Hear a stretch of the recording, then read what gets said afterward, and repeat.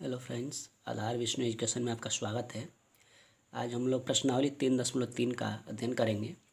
देखिए इसमें क्या है कि निम्न रैखिक समीकरण युग्म को प्रतिस्थापन विधि से हल कीजिए। तो सबसे पहले प्रतिस्थापन विधि यानी सब्स्टिट्यूशन मेथड क्या होता है कि कोई भी दो समीकरण दिए जाएँ तो उसमें एक्स या वाई किसी एक का पक्षांतर करके और दूसरे वाले इक्वेशन में आपको मान को रख देना है। बस इतना ही करना है।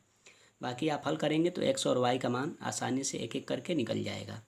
तो आइए चलते हैं। इसमें पहला क्वेश्चन देखिए क्या है कि x + y = 14, x - y = 4। इन दोनों समीकरणों को हमें सिर्फ यहाँ पे प्रतिस्थापन विधि से ही हल करना है, जबकि यहाँ पे सत्यापन करने के लिए या कुछ ऐसा कुछ दिया नहीं है। तो आइए चलते हैं, इसको प्रतिस्थापन विधि से हल करते हैं। तो यहाँ पे क्वेश्चन है कि x + y = 14 और दूसरा है कि x - y = 4। तो या तो समीकरण 1 से या समीकरण 2 से किसी एक से आप इसका मान निकाल सकते हैं। जैसे हम यहाँ पे यह समीकरण 1 मान लें, यह समीकरण 2 मान लें। यहाँ पे लिख सकते हैं कि समीकरण 2 से x = y यहाँ पे +4। समीकरण 2 से जब हम x का मान निकालेंगे तो यह y इधर आ जाएगा, तो y + 4। अब लिखेंगे कि यह मान समीकरण 1 में रखने पर, यानी अब हम क्या करेंगे कि इस मान को समीकरण 1 में रख देंगे। तो देखिए समीकरण 1 को भी हम चाहें तो 2 में रख सकते हैं, या समीकरण 1 से 2 में या 2 से 1 में, बस हम ट्रांसफ़र कर सकते हैं। तो यदि समीकरण 2 से हमने x = y + 4 लिया, तो जब 2 से लिया है तो अब स्वाभाविक है कि 1 में यह रखना है। तो 1 में x की जगह पे यह मान रखना है। तो आइए रखते हैं। तो यहाँ पे y + 4 फिर प्लस यह y है, फिर बराबर में 14 दिया है। तो 2y + 4 = 14। तो यहाँ पे 2y बराबर हो जाएगा 14 - 4। फिर क्या करेंगे कि जब हम 2y बराबर करेंगे तो ये हो जाएगा 10, यानी y बराबर मिल जाएगा 10/2, यानी y बराबर 2 × 5 = 10, यानी y का मान कितना निकला? तो y का मान 5 निकल गया। अब जब देखिए y 5 निकल गया तो हम x भी निकाल सकते हैं। यहाँ पे लिखेंगे कि y का मान, अब इस y का मान किसी एक समीकरण में रख लीजिए। तो लिखेंगे कि y का मान समीकरण, देखिए मान रखना आपको उसी में ज़्यादा उचित होगा जो समीकरण छोटा होगा। तो यहाँ पे समीकरण 2 बहुत ही छोटा दिख रहा है, इसमें रख सकते हैं या 1 में भी रख सकते हैं। तो लिखेंगे कि y का मान समीकरण 2 में रखने पर, तो देखिए जब 2 में रखेंगे तो क्या मिलेगा। तो यहाँ पे 2 दिया गया है कि x - y = 4। तो यहाँ पे x - y का मान 5 निकला हुआ है, तो 5 रख देंगे। तो x बराबर हो जाएगा, या इधर आएगा तो 4 और 5 9, यानी x का मान निकल गया 9 और y का मान 5। अब हम कैसे जानेंगे कि यह सही है कि गलत है? तो देखिए इस क्वेश्चन में सत्यापन करने के लिए नहीं दिया हुआ, लेकिन आप सत्यापन चाहें तो कर सकते हैं। तो x और y का मान जब आप इसमें रखेंगे किसी भी समीकरण में तो आपको मालूम हो जाएगा। जैसे यहाँ पे देख सकते हैं कि x का मान हमारा 9 आया है, तो यहाँ पे 9 रख लेंगे। फिर y का मान 5 आया है, तो यहाँ पे 5 रख लेंगे। तो 9 और 5 जोड़ेंगे तो 14 हो जाएगा, तो यानी सही हो जाएगा। या समीकरण 2 में यदि हम रखना चाहें चेक करने के लिए तो रख सकते हैं। जैसे x का मान 9 है, y का मान 5 आया है, तो 9 में से 5 निकला 4 आ जाएगा। इसका मतलब हमने जो क्वेश्चन को हल किया है वह बिल्कुल सही है। तो यहाँ पे x का मान 9 और y का मान 5 आ चुका है। अब आइए इसके दूसरे क्वेश्चन को हल करते हैं। तो देखिए दूसरा क्वेश्चन दिया है कि s - t = 3 और s/3 + t/2 = 6। तो यहाँ पे सबसे पहले यह जान लीजिए कि आप इसको छोटा करके भी हल कर सकते हैं और या तो इसको ऐसे भी हल कर सकते हैं। तो समीकरण 1 यदि इसको हम मान ले रहे हैं तो समीकरण 2 को और छोटा कर सकते हैं। जैसे 3 और 2 का एलसीएम ले लेंगे तो यहाँ पे 6 हो जाएगा। तो यहाँ पे 2s + 2 से 3 बार में 3t = 6। फिर क्या कर लेंगे कि 2s + 3t बराबर, अब यहाँ से इसके नीचे यदि कुछ नहीं है तो आप 1 रख लीजिए आसानी के लिए और इसका गुणा कर दीजिए 3 तो ये हो जाएगा 36। अब यहाँ पे एक तरीका और जान सकते हैं कि यह यदि 2 यस है या यस है तो 2 यस प्लस 3t = 36, यह समीकरण हो गया 2। आप इसको बिना एलसीएम लिए हुए इसको भी 2 मान करके हल कर सकते हैं।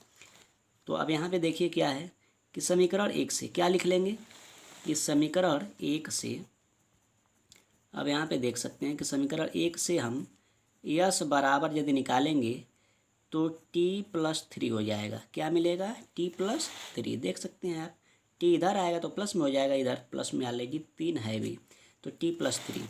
अब लिख लेंगे कि यह मान समीकरण 2 में रखने पर, अब इस मान को आप समीकरण 2 में रख लीजिए। तो समीकरण 2 में कैसे रखेंगे? तो सबसे पहले यहाँ पे देखिए समीकरण 2 है यह, तो यस बराबर, तो यानी 2 फिर यस का मान या t + 3 रखेंगे तो t + 3 फिर +3t फिर = 36। फिर क्या करेंगे? इनको वैसे ही हल करेंगे। अब यहाँ पे देखिए कि क्या दिया हुआ है, तो 2t + 2 × 6 फिर +3t फिर बराबर 36। अब यहाँ पे 2t और 3t 5t + 6 बराबर 36, तो 5t बराबर हो जाएगा 36 - 6 और 5t बराबर हो जाएगा 30। तो यहाँ पे t बराबर हो जाएगा 30/5। तो यहाँ से t का मान निकल जाएगा 5 × 30 यानी t का मान निकला 6। अब आप देखिए जब t का मान निकल गया तो आप यस का मान भी आसानी से निकाल सकते हैं। तो यहाँ पे लिख सकते हैं कि t का मान समीकरण 1 में रखने पर, तो आप समीकरण 1 में रख सकते हैं। तो देखिए समीकरण 1 क्या है? Yes minus T. समीकरण 1 है यस माइनस टी बराबर 3। इसमें मान रखिए तो यस माइनस टी का मान आया है यहाँ पे 6 बराबर 3, तो यानी यस बराबर हो जाएगा 3 और ये इधर आएगा तो 6, यानी 6 और 3 9, यानी यस का मान निकल गया 9 और टी का मान निकल गया 6। अब कैसे जानेंगे कि यह सवाल जो हमने हल किया वह सही है कि गलत है? तो देखिए इसको जानने के लिए सबसे पहले क्या करना होगा, किसी भी समीकरण में आप टी और एस का मान रख सकते हैं। जैसे यहाँ पे एस का मान 9 रखेंगे, टी का मान 6 रखेंगे तो 9 में से 6 निकला 3 आ जाएगा। इसका मतलब हमने जो सॉल्व किया, जो हमारा रिजल्ट आया वो बिल्कुल सही है। तो टी का मान 6 आ गया और एस का मान 9 आ गया। अब आइए चलते हैं इसके क्वेश्चन नंबर पहले का तीसरा, यानी तीसरे को हम लोग हल करें। देखिए तीसरा क्वेश्चन क्या है। तीसरा क्वेश्चन दिया है कि 3x - y = 3। फिर दूसरा है कि 9x - 3y = 9। तो इसको हल करने से पहले आपको यह देखना होगा कि समीकरण 2 और 1 में क्या कुछ समानता दिख रही है। तो यहाँ पे समीकरण 2 में यदि हम 3 कॉमन ले लें तो इस समीकरण के बराबर हो जाएगा, यानी कहने का मतलब कि दोनों इक्वल हो जाएगा। बस अंतर क्या होगा कि यहाँ पे 3 कॉमन होगा इधर से, तो यह दोनों पक्षों से 3 आपका कैंसिल हो जाएगा। तो आइए इसको हल कर लेते हैं। इसको समीकरण 1 मान लीजिए, इसको समीकरण 2 मान लीजिए। इसको हल करते हैं। तो हल करने के लिए सबसे पहले क्या कर लें, किसी एक का मान रख लिया जाए। जैसे यहाँ पे लिख सकते हैं अपनी आसानी के लिए कि समीकरण 1 से y बराबर, तो देखिए y जब इधर ले जाएंगे तो यह इधर आएगा, तो ये उधर जाएगा तो माइनस इधर है, उधर जाएगा तो प्लस हो जाएगा, यानी y बराबर 3x - 3। अब लिख लेंगे कि यह मान समीकरण 2 में रखने पर, यानी यह मान हम समीकरण 2 में रख लेंगे। तो रखिए यहाँ पे 9x - 3 और y की जगह पे यह मान रख लेंगे, तो यानी 3x - 3 फिर = 9, यानी 9x - 9x और माइनस माइनस प्लस 9 = 9, यानी यह कैंसिल हो जाएगा। 9 = 9। यहाँ पे कहने का मतलब कि इसका वैल्यू एक तरफ से 0, यहाँ पे क्या होगा 0 के रूप का। फिर क्या करेंगे कि जब हम x के केस में 0 का मान ले रहे हैं, फिर क्या करेंगे कि y की केस में निकालेंगे। तो यहाँ पर लिख लेंगे कि समीकरण 2 से, तो 2 से क्या कर लेंगे कि 9 इंटू एक्स का मान 0 फिर -3y इक्वल टू 9, तो 0 -3y इक्वल टू 9। तो यहाँ पे हो जाएगा कि 0 - 9 इक्वल टू 3y, यानी y इक्वल टू हो जाएगा आपका, यहाँ पे जब हम y का मान निकालेंगे तो देखिए क्या मिलना चाहिए। तो यहाँ पे y का जो मान है वह प्राप्त हो रहा है एक तरफ से, यहाँ पे जब गुणांक लेंगे तो -9/3, यानी y का मतलब कि -3, इस टाइप का यह मान प्राप्त हो रहा है। तो अब यहाँ पे एक बात समझने वाली है कि जब हमने देखा कि x और y के लिए यानी कोई भी मान एक तरफ से एलिजिबल का केस नहीं बन रहा है, तो यह 0 का केस या फिर यहाँ पे -3 का केस रख सकते हैं। अब यह मान सही है कि गलत है, तो आइए इसको रख करके चेक करते हैं। तो यहाँ पे 3 इंटू एक्स का मान 0 रख लेंगे, फिर यहाँ पे y का मान है -3, तो माइनस में माइनस का गुणा करेंगे तो ये हो जाएगा प्लस, यानी +3 = 3, यानी मान हमारा कहीं ना कहीं सही आ जा रहा है। तो इसका मतलब ये हो गया कि इसके कथन के बारे में लिख सकते हैं कि यह कथन x के प्रत्येक मान के लिए सत्य है, फिर भी हमें x का कोई विशिष्ट मान प्राप्त नहीं होता है। इस प्रकार हमें y का भी कोई विशिष्ट मान प्राप्त नहीं होता है। अब यहाँ पे इसके लिए हम लिख सकते हैं कि समीकरण 1 और 2 का अनंत हल होंगे या अनंत हल हैं, इस आप प्रकार लिख सकते हैं। अब आइए चलते हैं क्वेश्चन नंबर 4 के लिए। जैसे यहाँ पे देख सकते हैं, यानी पहले का जो चौथा है उसको कैसे हल करेंगे। जैसे यहाँ पे देख सकते हैं कि इक्वेशन है कि 0.2x plus 0.3y equal to 1.3, फिर दूसरा है कि 0.4x plus 0.5y equal to 2.3। तो देखिए दोनों समीकरणों में पॉइंट जो है वह बिल्कुल स्थान सेम है, इधर भी एक अंक पे इधर भी एक अंक पे। तो यानी समीकरण 1 और समीकरण 2 में हम 10-10 का गुणा कर देंगे। यहाँ पे लिख लेंगे समीकरण 1 व समीकरण 2 में 10 से दोनों पक्षों में गुणा करने पर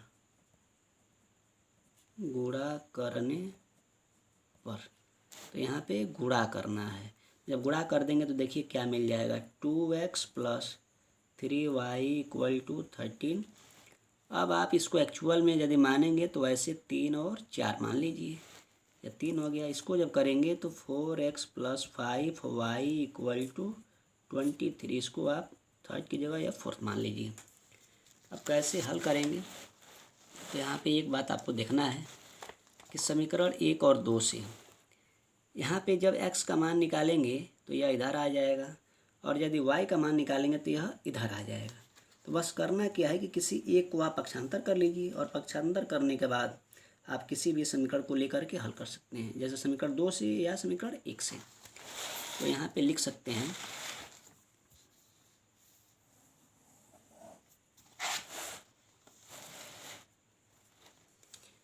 कि समीकरण 2 से, तो यानी समीकरण 2 से क्या करेंगे, तो सबसे पहले बात है कि समीकरण 2 में आप देख सकते हैं यहाँ पे समीकरण 2 से एक मान आप निकाल सकते हैं।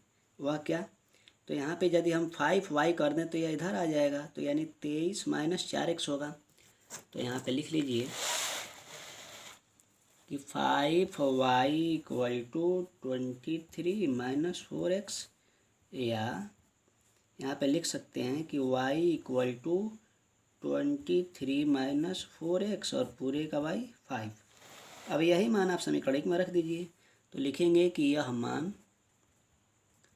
समीकरण 1 में रखने पर, इस मान को 1 में रख देंगे। तो देखिए अब समीकरण 1 यानी 1 अब यहाँ पे नहीं बल्कि यहाँ पे 3 कर लेंगे। क्योंकि 3 इसलिए क्योंकि 3 हम लोगों ने जब मल्टीपल किया था 10 का तो यह मिला, यानी समीकरण 3 में रखेंगे। तो 3 में आइए रखते हैं। तो 3 में देखिए क्या मिलेगा। तो 3 में रखने पे यही मिलेगा यहाँ पे कि 2x प्लस, फिर यहाँ पे क्या था कि 2x प्लस 3 इंटू वाई का मान यहाँ पे रख लेंगे 23 माइनस 4x और बटे 5 और बराबर इसमें है 13। बस अब इसको हल कर लेंगे। तो हल क्या करेंगे तो यहाँ पे देख सकते हैं कि 5 दूना के 10x प्लस फिर 23 तिहाई 69 और माइनस हो जाएगा जब इसका गुणा करेंगे तो 12x और बराबर 13 पच्चीस 65, इसका 3 गुणा भी हो जाएगा। अब इसको कैसे कैलकुलेट करेंगे तो एक चीज़ देख सकते हैं कि -12 में से 10 निकल गया तो माइनस यहाँ पे 2x और बराबर ये 69 इधर आएगा। तो 65 में से -69 निकलेगा तो -4, यानी x का मान निकल गया यहाँ पे 2 दूना के 4। तो देखिए यहाँ पे x का मान आपको प्राप्त हो गया। यानी x का मान कितना निकला तो 2 निकला। अब यहाँ पे लिख सकते हैं कि x बराबर 2, तो अब y आसानी से निकल जाएगा। तो लिख लेंगे कि x का मान समीकरण यानी कौन से समीकरण में रखना है, अब आपको यह समझना पड़ेगा। तो आप समीकरण ले लीजिए समीकरण 3 में, समीकरण 3 में रखने पर। तो समीकरण 3 में रखेंगे तो समीकरण 3 क्या है देख सकते हैं आप कि समीकरण 3 है 2x प्लस 3y। तो यहाँ पे लिख लेंगे कि 2 फिर x का मान यहाँ पे आया है, कितना आया है तो 2 आया है, तो 2 प्लस 3y बराबर 13। तो अब यहाँ पे हल करेंगे तो क्या मिल जाएगा तो 4 प्लस 3y बराबर 13। तो यानी 3y बराबर मिल जाएगा। यह देखिए यह जब इनको इधर लाएंगे तो 13 और -4 यानी 3y बराबर मिल जाएगा 9 और y बराबर मिल जाएगा 9/3। तो यानी y बराबर मिल जाएगा 3 त्रिके 9, यानी y का मान 3 और x का मान यहाँ मिला था 2। अब कैसे जानेंगे कि हमारा जो मान निकला है वह सही है कि गलत है। तो देखिए x का मान 2 निकला है और y का मान 3 निकला है। तो आप यहाँ पे सत्यापन कर लीजिए समीकरण में रख करके कि x का मान जब 2 रखेंगे तो 2 दूना के 4 और y का मान 3 रखेंगे तो 3 त्रिके 9। तो 9 और 4 यहाँ पे कितना 13, इसमें भी रख सकते हैं। या यहाँ पे रखिए तो 4 दूना के 8 और 5 3 15, तो 15 8 और 23। इस तरह से आप सत्यापन भी कर सकते हैं। तो यहाँ पे आज हम लोगों ने क्वेश्चन नंबर पहले का 4 तक हल किया। आज के लिए बस इतना ही। धन्यवाद।